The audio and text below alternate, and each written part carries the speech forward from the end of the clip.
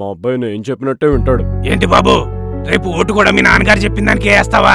లేదంకల్, నాకు నచ్చిన వాళ్ళకే వేస్తాను, సిబిఎన్ గారికి. అదేంటి, మీ నాన్న ఏవే పార్టీ కదా? ముందుసారి మా నాన్నగారు ఒకరికి ఒక్క ఛాన్స్ ఇచ్చారు. ఈ 5 ఏళ్లలో ఒక్క మంచి పని కూడా లేదు. అలాంటి పార్టీకి మళ్ళీ ఓటు ఎలా వేస్తానంక? ఇది నీ మొదటి ఓటు కదా, నీకేమీ తెలీదు. అందరికీ పథకాలు బాగానే ఇచ్చారు కదా. పథకాల పేరుతో డబ్బులు పంచి రాష్ట్రాన్ని అప్పుల ఊబిలో కూరుకుపోయేలా చేయడం అభివృద్ధి కాదండి. నువ్వు ఓటేసాయన మీద నీకెందుకు అంత నమ్మకం?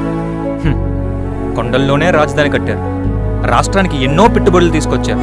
20 ఏళ్ల క్రితమే ఐటీ సెక్టర్ని డెవలప్ చేసే విజనరీ ఉన్న నాయకుడిగా నిరూపించుకున్నారు.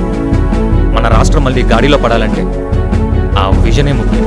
ఇప్పటికైనా జంతువుల్లో ఆలోచించడం మానేసి ఆ మాస్కులు తీసేసి మనుషుల్లో ఆలోచించాలి. Think before you vote.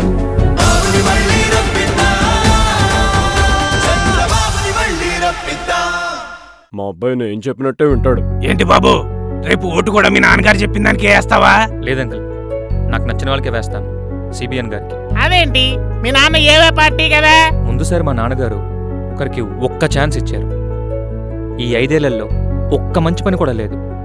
అలాంటి పార్టీకి మళ్ళీ ఓటు ఎలా వేస్తానంక? ఇది నీ మొదటి ఓటు కదా, నీకేమీ తెలీదు. అందరికీ పథకాలు బాగానే ఇచ్చారు కదా. పథకాల పేరుతో డబ్బులు పంచి రాష్ట్రాన్ని అప్పుల ఊబిలో కూరుకుపోయేలా చేయడం అభివృద్ధి కాదండి. నువ్వు ఓటేసాయన మీద నీకెందుకు అంత నమ్మకం?